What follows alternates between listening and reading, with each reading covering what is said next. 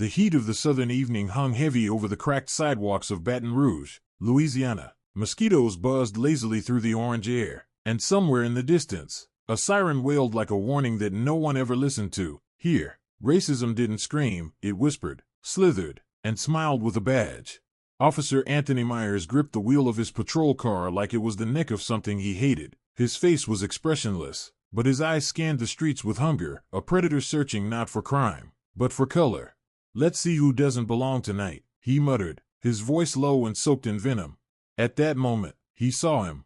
A tall black man, walking with calm confidence, clean, quiet, no sagging pants, no music blasting, no gestures of defiance, just a duffel bag over his shoulder and the weariness of someone who's seen too much. Myers narrowed his eyes. "Military? Maybe, but too casual. No uniform," he whispered, suspicious. That man's name was Johnny Goldberg, 35 years old, a decorated lieutenant colonel in the United States Army, recently back from deployment overseas. Just another evening, just another walk, just another city that didn't know him, but thought it did. He was heading home. No rush, just the sounds of his boots on the pavement, the breeze against his skin, and the familiar quiet tension of being a black man in America after dark. The patrol car screeched to a stop. Johnny turned slightly, not afraid, just aware.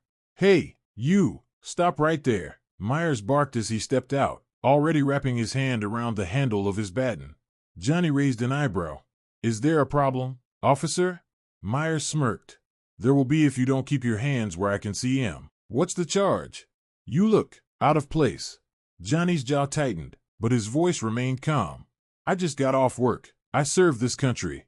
"Sure you do. Let's see some ID. Now." And then it began. The humiliation, the search, the push against the hood, the cuffs, the water bottle emptied on his head while the officer laughed. And through it all, Johnny said nothing. Because he already knew. He was about to teach a lesson that Myers would never forget. The fluorescent lights inside the precinct buzzed like a swarm of angry insects. Cold, sterile, the kind of light that made even the innocent feel guilty. Johnny sat on a metal bench with his wrists still cuffed. Blood dried at the corner of his mouth from a sudden shove into the patrol car. He hadn't said a word since they brought him in. Officer Myers stood by the intake desk, joking with another officer. "Yeah, found this guy wandering around Pine Street. Said he was in the Army." Myers snorted. "I mean, come on. They all say that when they're caught." Sergeant Kimberly Brooks looked up from her paperwork, a black woman in her 40s, hardened by years of trying to keep her badge and her dignity. She narrowed her eyes at Johnny, then at Myers. "He give you any trouble?" she asked. "Nope, real quiet type. Creepy, almost."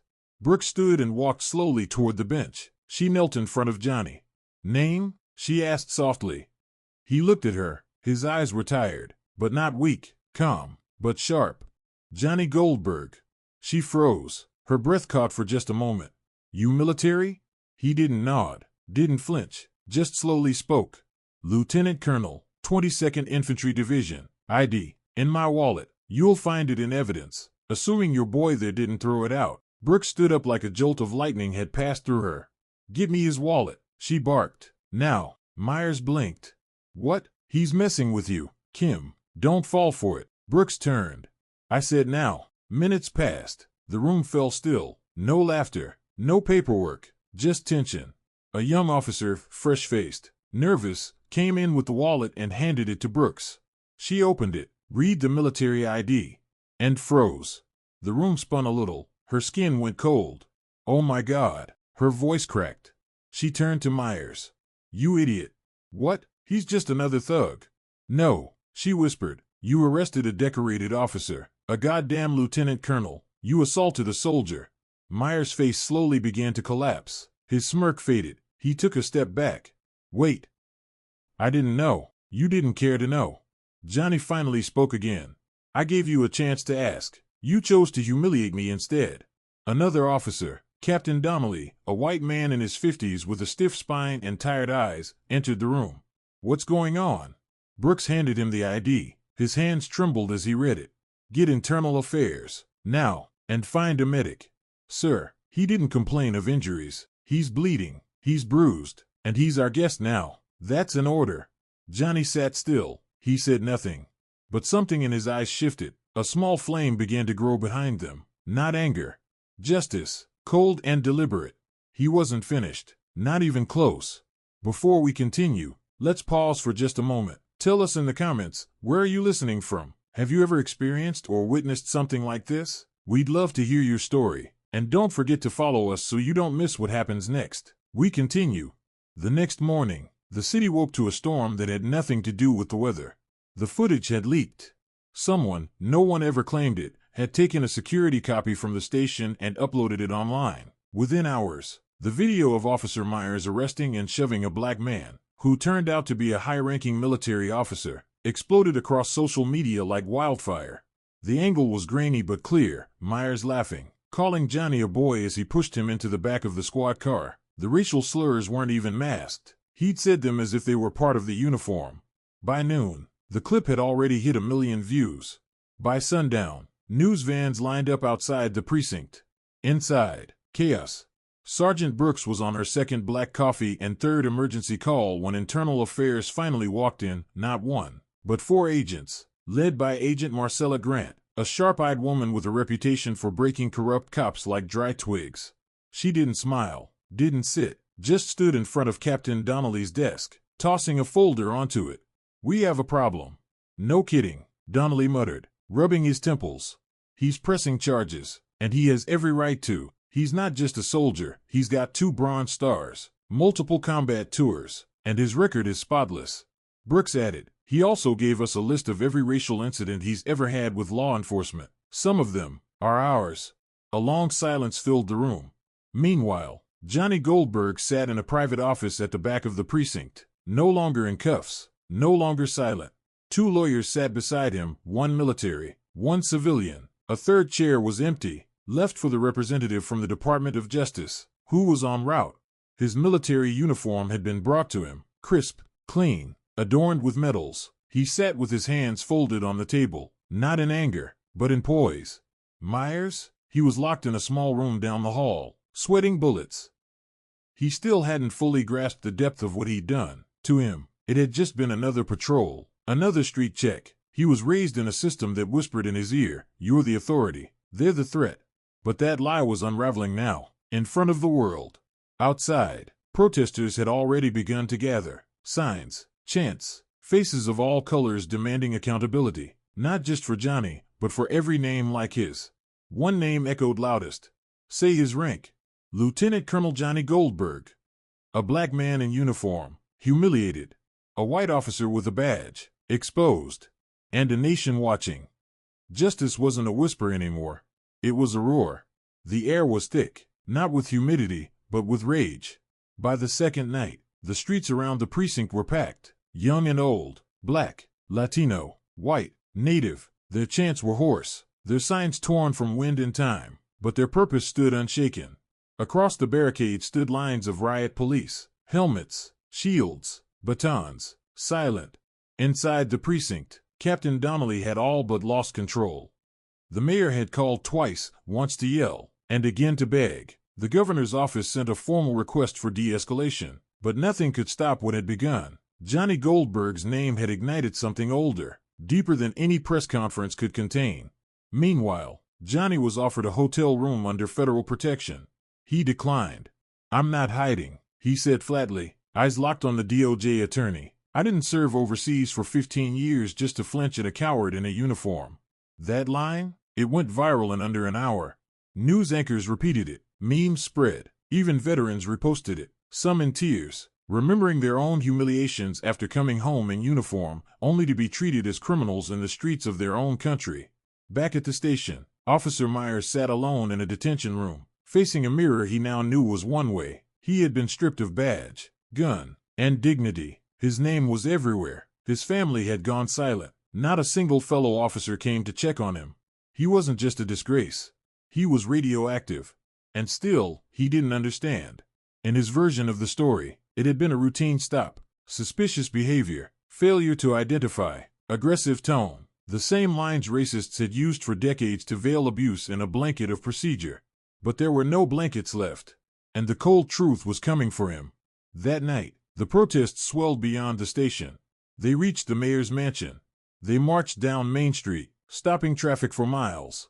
They passed the local courthouse, where a young black boy named Tyrese held up a picture of his father, beaten by police 6 years ago. No charges were ever filed. Tyrese was 14 now. His voice cracked as he yelled Goldberg's name into a bullhorn.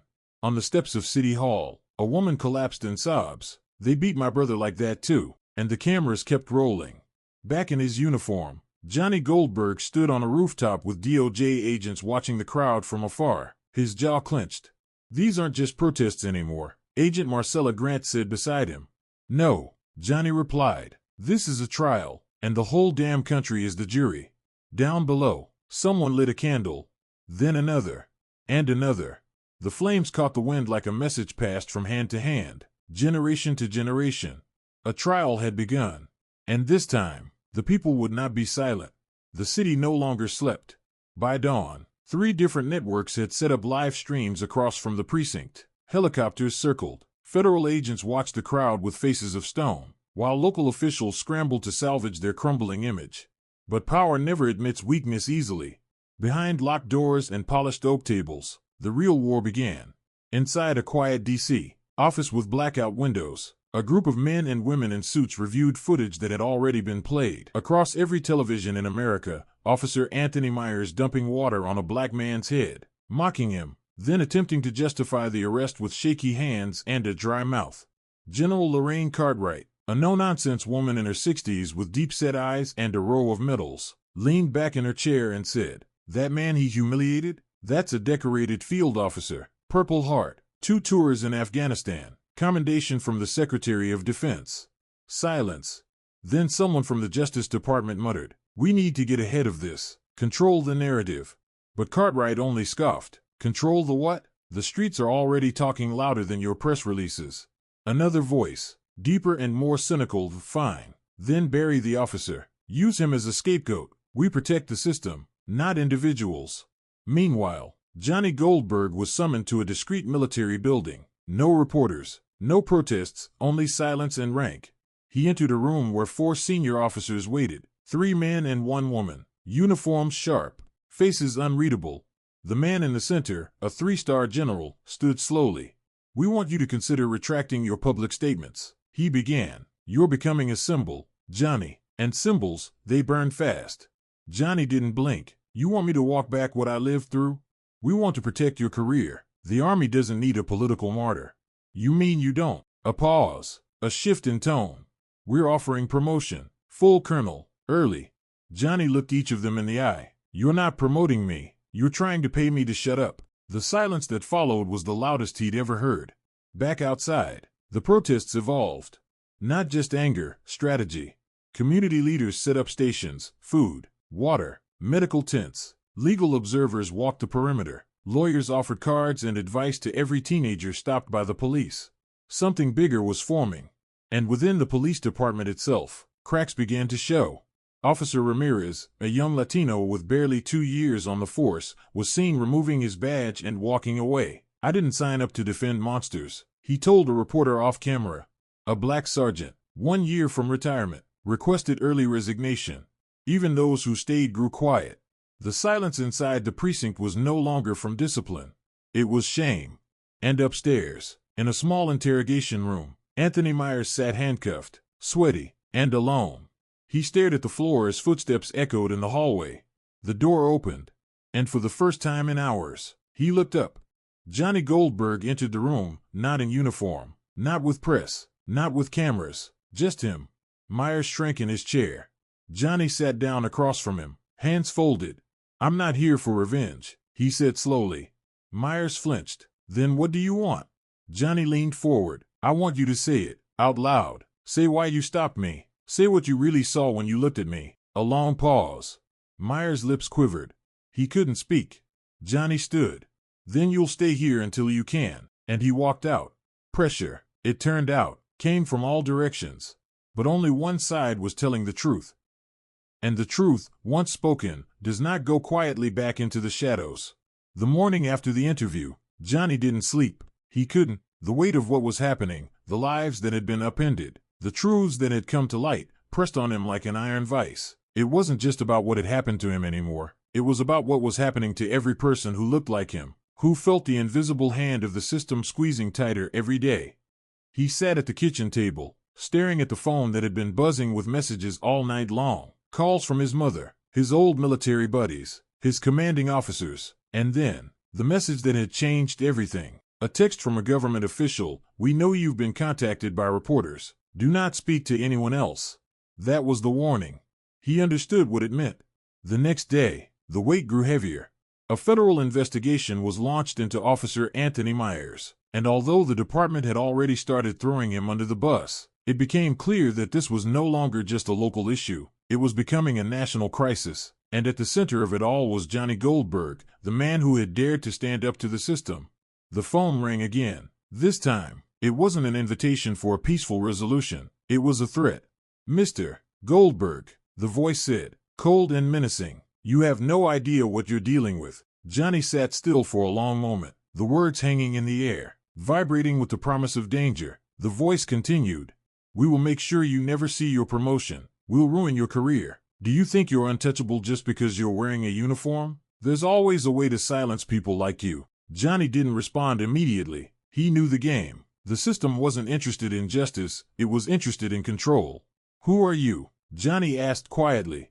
The voice on the other end laughed. "It doesn't matter. What matters is that you know what happens when you cross the line." Later that evening, Johnny walked into the office of the investigative reporter who had been tracking the story from the beginning, Kendra Harris. She had kept the fire burning when others had tried to snuff it out. "You're pushing too hard," Kendra warned him, her voice soft but urgent. Johnny leaned against the wall, his arms folded. "I'm not pushing hard enough. You don't understand. This isn't just about Myers anymore. This is about every officer like him, every institution that's ever allowed this kind of behavior to thrive. They want to bury the truth, Kendra, and they're going to try to bury me with it." Kendra glanced at him, her expression sharp. "And what if they succeed?" Johnny's eyes narrowed, his jaw tightening. "They won't." But Kendra wasn't so sure. "The people in power don't lose. They bury the ones who make them uncomfortable." He stepped forward, his tone now fierce. "Not this time." Johnny didn't realize that the real battle was just beginning. While the investigation into Myers was being portrayed as an effort for justice, behind closed doors, powerful individuals were already pulling strings to control the narrative. The truth was being molded and twisted, but Johnny wasn't backing down. Not anymore.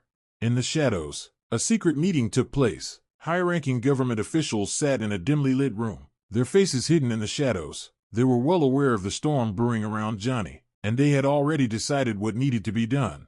"He has to be silenced," one of them said. "But how?" another voice asked. A third voice, deeper and older, responded, "We'll hit him where it hurts. We'll make sure everyone around him turns on him. He won't be able to trust anyone, not even the people he thought were his allies." It was a familiar playbook, a playbook that had worked for generations. And now, they were going to use it against Johnny Goldberg.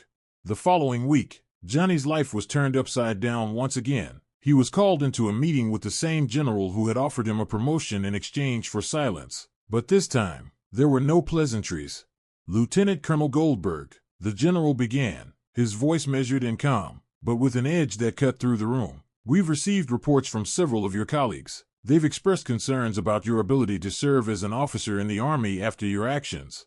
Johnny didn't flinch. "What actions?"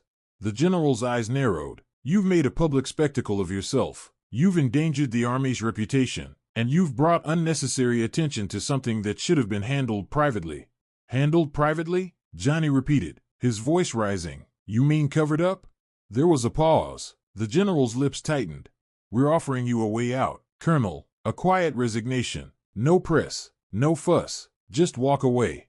Johnny stood up, his chair scraping against the floor. "I've seen this play before. You can't buy me out. I'm not going anywhere." The general didn't say anything for a long time. Then, his expression hardened.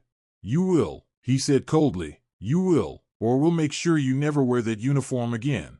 Johnny knew what was coming. The threats weren't subtle anymore, but he also knew something the system didn't. They had underestimated him. The truth was a weapon, and Johnny was armed. The pressure on Johnny was mounting, the walls closing in on him with every passing hour. The threats had escalated into something darker, more sinister. The shadowy figures that had begun pulling strings behind the scenes were getting closer, and Johnny could feel the heat of their gaze on his every move. He had never felt so alone in his life. not even during his toughest days on the battlefield. His phone rang again. Another anonymous call, another demand for his silence. He was used to it now, but it still sent a chill down his spine every time. He answered without hesitation, his voice calm but his mind racing. "You're still fighting, aren't you?" the voice on the other end asked, dripping with disdain. "I'm not going anywhere," Johnny replied, his tone steady, though he could feel the tension creeping into his chest. "Not until the truth is heard." There was a long pause, the silence stretching between them like a taut wire. "You don't understand, do you? You're already finished. The system is not something you can beat. We can ruin you in ways you can't even imagine." "I'm not afraid of you," Johnny said, the words carrying more weight than he intended. The voice on the other end chuckled darkly. "We'll see." The call ended abruptly, and Johnny stared at the screen for a moment, his mind swirling with the gravity of the situation. He had no choice now but to push forward, to expose the system for what it truly was. But with every move he made, the stakes grew higher. He could feel the eyes of his superiors on him, waiting for him to falter. Some of his closest allies had begun to distance themselves, whispering that he was making a mistake. His actions, they said, would destroy his career, his reputation. The pressure was mounting from all sides, but Johnny wasn't the type to back down. Later that day, Johnny found himself in another tense meeting with his superior officers. General Langford, the one who had offered him the quiet resignation, was now sitting across from him, his expression colder than ever. The room was filled with an air of finality, as if the decision had already been made. "Colonel Goldberg," the general began, his voice calm but tinged with an edge, "we've been patient, but you're making this harder than it needs to be." Johnny's gaze didn't waver. "I'm not here to make things easy. I'm here to make things right." The general's lips curled into a thin smile, but there was no humor in it. "You're not going to win this, Colonel. You think you're some kind of hero, but all you're doing is digging your own grave." Johnny met his gaze head on, refusing to be intimidated. "I'm not digging anything. I'm exposing the truth." The general's eyes narrowed. "Truth? The only truth here is that you're causing irreparable damage. We've already made it clear that this needs to end. You need to make a choice, your career, or your crusade." The weight of his words hung in the air like a noose. Johnny stood up, his chair scraping against the floor. "I choose the truth, and I'll fight for it, no matter what the cost." He turned and walked out of the room, knowing full well that his path forward was uncertain, but there was no turning back now. The next morning, Johnny's phone buzzed again. This time, it wasn't an anonymous call. It was Kendra Harris, the investigative reporter who had been following the story from the beginning. "They're escalating." Kendra's voice was filled with urgency. "I've been getting threats, too. They're pulling in everyone they can to pressure me into dropping the story." Johnny clenched his jaw. "We can't back down, Kendra. Not now." "I know," she replied, her voice steady but clearly strained. "But I'm worried about you. They're not just going after your career anymore. They're going after your life." The weight of her words hit Johnny hard. He knew the risks, but hearing it from her made it feel all the more real. The system was coming for him. It was coming for anyone who dared to challenge it. "I'm not afraid," Johnny said, his voice low but filled with resolve. "We'll make it through this," Kendra said, but her tone was doubtful. "We have to." Johnny hung up and stared out the window of his apartment. The sun was just beginning to rise, casting long shadows over the city. He had made his choice, and now, he would face the consequences. A few hours later, Johnny stood outside the headquarters of the police department. His nerves were on edge, but his resolve was stronger than ever. He was ready to confront the system head-on, to bring the truth to light, no matter what it took. But as he walked through the doors, he was met by a new face, a man in a suit, someone he hadn't seen before. The man extended his hand, his grip firm but not warm.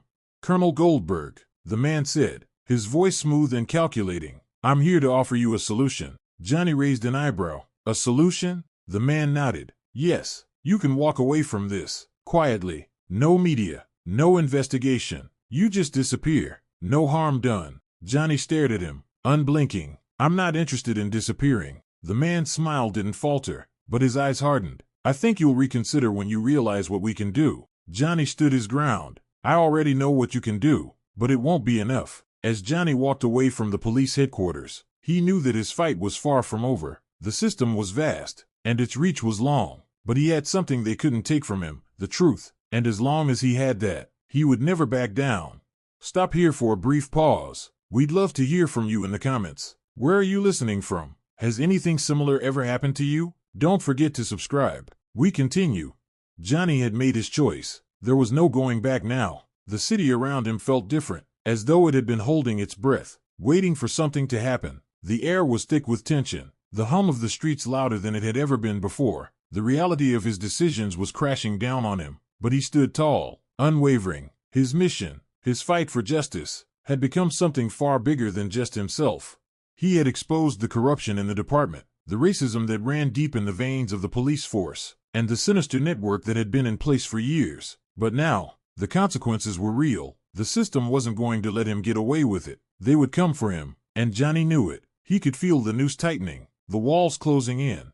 The next few days were a blur of meetings, press conferences, and threats. Johnny had become a marked man. His face was plastered all over the news. His story a battleground between those who supported him and those who wanted to see him destroyed. The pressure was overwhelming, but Johnny had been through worse. He had survived wars, betrayals, and the constant weight of a system that had never truly cared about him. But this fight was different. This time, Johnny wasn't just fighting for his own survival. He was fighting for something greater, the truth.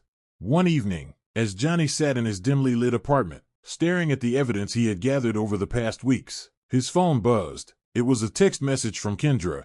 "We need to talk. Meet me at the usual place. It's urgent." Johnny didn't hesitate. He grabbed his jacket, the weight of the situation hanging over him like a storm cloud, and left his apartment without a second thought. Kendra was already waiting at their usual spot, a quiet cafe in the heart of the city, the kind of place where people could talk without fear of being overheard. She looked more worn out than usual, her eyes red-rimmed, and her expression tense. "Johnny," she said as he sat down across from her, "this is bigger than we thought. They're pulling all the strings now. The media is under their control. The politicians are turning on you. It's only a matter of time before they move against you." Johnny leaned forward, his gaze unwavering. "I didn't come here to back down. Kendra, you know what I'm fighting for." "I know," she replied quietly, "but they're not going to stop. They have too much power, too much influence. They're willing to do whatever it takes to bury you. Then they'll have to kill me first," Johnny said, the words bitter on his tongue. Kendra reached across the table and placed her hand on his. "Johnny, please, there has to be another way." Johnny pulled his hand away, his frustration evident. "No, there isn't. This isn't just about me anymore. It's about everyone who's been oppressed, everyone who's been silenced. I can't let them get away with this." That night, Johnny received a call that would change everything. It was an unknown number, but Johnny knew who it was before he even answered. The voice on the other end was cold, authoritative. "Colonel Goldberg," the voice said, "I hope you've been enjoying the spotlight, but your time is up. You have one last chance to end this. Walk away, disappear, or we'll make sure you regret it." Johnny's heart raced, but his voice was steady. "I'm not going anywhere." "You're making a mistake," the voice warned. "We don't care about the truth. We care about power, and you'll never win this fight." The line went dead. The next morning, Johnny received a package. Inside was a threatening letter, along with a photo of his family, his wife, his young daughter, his aging parents, all of them smiling in a photograph taken years ago. A message was scrawled on the back of the photo: "We know who you love, and we'll make sure they suffer." Johnny's stomach turned as he read the words. They weren't just threatening him anymore. They were threatening the people he loved most. His mind raced, the anger and fear clawing at him. He called Kendra immediately. "They've gone too far. I need to do something now." "I'll help you," Kendra said, her voice resolute. "We can't let them win." But Johnny knew there was no turning back now. The fight had escalated to something far more dangerous. The stakes were no longer about his career or reputation. It was about his life, and the lives of those he loved. He spent the next few days making plans, reaching out to trusted contacts in the media and law enforcement. It wasn't just about exposing the truth anymore. It was about survival. And survival meant fighting back, no matter the cost. Johnny woke up in the early hours of the morning, the cold air from the cracked window biting at his skin. His apartment was empty, silent, the weight of the world pressed against him, and he knew there was no escaping it. This was the moment he had prepared for, the moment when everything would culminate. His every decision, every choice, had led him here, and there was no turning back. The phone calls had kept coming, each one more threatening than the last. He had heard the fear in Kendra's voice, seen the uncertainty in his colleague's eyes. The walls were closing in, but Johnny knew he had to face it head on. The corruption, the power, the years of pain and oppression, it all had to end now. His hand tightened around the small, black notebook he had carried with him everywhere. It was filled with names, dates, and truths, things he had gathered over the years, things that would expose the rot that had been festering in the police force. He had made a promise to himself that he would bring justice to the people, no matter the cost. He took a deep breath, the air heavy with anticipation. Today was the day. Johnny stood, his mind set on what had to be done. The meeting place was set. Kendra had arranged for them to meet at the warehouse on the outskirts of the city, an old, abandoned building where no one would disturb them. Johnny had his doubts, but there was no time for second-guessing. This was it. As he drove to the location, the streets felt eerily empty. The familiar roads, the corners he had passed countless times, now felt like a different world. He was no longer just a man fighting for justice, he was the target. He could feel eyes watching him, a presence in the shadows. But Johnny didn't flinch. He had faced far worse. When he arrived, Kendra was already there, her silhouette standing out against the cracked windows. She motioned for him to come in. Without hesitation, Johnny stepped inside. The warehouse was cold, the smell of dust and decay thick in the air. But in the middle of it all, there was a table spread with documents, photographs, and evidence that Johnny had painstakingly gathered over the past few weeks. The truth was there, laid bare for anyone who cared to see it. "You were right," Kendra said, her voice low. "They've been watching us. The police are on their way. They'll be here soon." Johnny's face hardened. "Then we'll be ready." Hours later, as they prepared for the inevitable confrontation, the sound of distant sirens echoed through the air. It was coming. Johnny knew it. His heart raced, but he remained calm. He had no fear anymore, only resolve. He had spent years fighting a battle that seemed unwinnable, but now, with the truth in his hands, he felt a strange sense of power. The police were corrupt, but they couldn't escape the truth. No matter how much they tried to silence him, the truth would always find its way out. The first officers arrived, their car screeching to a halt outside the warehouse. Johnny and Kendra exchanged a final glance before moving into position. He heard the sound of boots hitting the pavement, the flashlights illuminating the darkness. The tension was palpable as Johnny prepared for the fight of his life. This was the moment he had been waiting for, when everything would come to a head, when the police would finally face the consequences of their actions. Johnny's heart was pounding in his chest as the officers stormed the warehouse. They had expected a confrontation, but what they didn't expect was the determination in Johnny's eyes. The police chief, a tall, menacing figure, stepped forward, his gun raised. "Colonel Goldberg," he said, his voice dripping with disdain, "you've made a grave mistake." Johnny didn't flinch. "The mistake was yours, Chief. You've been running this city for far too long." The tension hung in the air like a storm cloud, heavy and suffocating. The police chief's eyes narrowed, and Johnny could see the anger building inside him. But he wasn't afraid. He knew this was the endgame, the moment of reckoning. "Don't make this harder than it has to be," the chief warned. Johnny smiled, but there was no humor in it. "It's already hard, Chief. It's been hard for a long time." Without warning, the gunfire rang out. The room seemed to freeze as the shots echoed off the walls. Johnny's body jerked as the bullets grazed him, the impact like a punch to the chest. He staggered back, his breath catching in his throat, but he remained standing. Blood stained his shirt, but he didn't fall. Kendra screamed his name, but Johnny barely heard her. His mind was focused on one thing. He couldn't let them win. Not now. Not after everything. He forced himself to move, his legs trembling as he ran toward the officers. His eyes locked on the police chief. The fight had begun. Johnny stumbled forward, blood staining his clothes, but his resolve stronger than ever. The sound of his footsteps echoed through the warehouse, the tension thick in the air. The officers, who had come to silence him, now found themselves facing a man determined to see justice done, no matter the cost.